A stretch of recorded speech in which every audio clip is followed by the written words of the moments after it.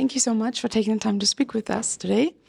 You spoke earlier also about the fact that it's very autobiographical for you. How truthful is it to your own life? Were there exaggerations for comedic purposes maybe? Or would you say it's very close to what happened to you personally? I think it's super close, very, very close. You know, sometimes for some needs that you have for the narration, you must change something. But the base, it's I try to be as much as I could to be autobiographical, so to stick on what it happened. For example, I shot. The flat where is shot the movie in Siena, it was the flat where I lived in Siena when I was a student at 19 years old. Yeah. It's very brave also of you to speak about this because your protagonist is not necessarily always coming across in a good light, especially when he holds himself up in a flat and, you know, all this dirt starts to pile up and he's peas in a bucket. Where do you take the confidence to speak about these things in your first feature film? I don't know. It's something that I'm not ashamed. I think it's very human. I try to be more very authentic, and I don't know. I don't have any shame of human things. You know, I'm not moralistic about that. I try to be very analytical about things, human things in general. And I remember the ancient Latin motto that said, everything is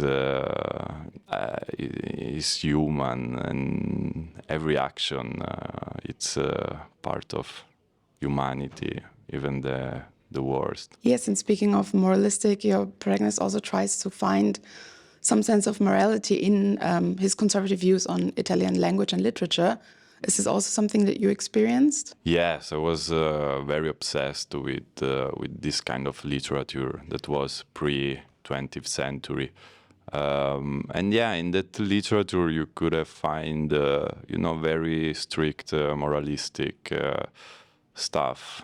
So yeah, I think it's a way of hiding instincts and what actually you desire. It's a way of hiding, I think.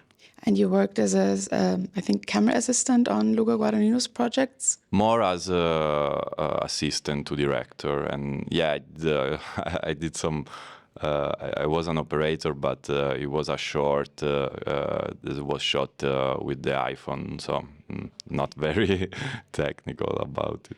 But you learned a lot of your craft from him. What would you say were the main lessons that you took away from this experience? I think I learned very much from his person in general, how he lives life, how he is about how free he is as a person.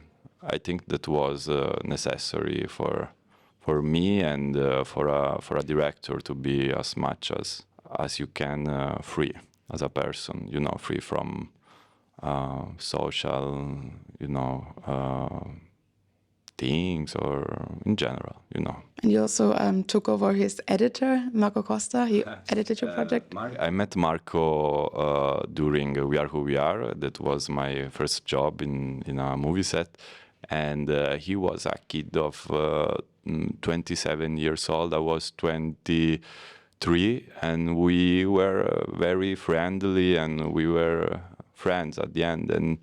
And so, yeah, he was a friend. He was a friend, and yeah, we worked together. It was beautiful. Yeah, that has great editing, this whole film, and very specific and very bold choices. Yeah, I mean, he's a master. I mean, his editing is incredible, and it was so beautiful to work together, have the collaboration, have conversations about the editing and working together.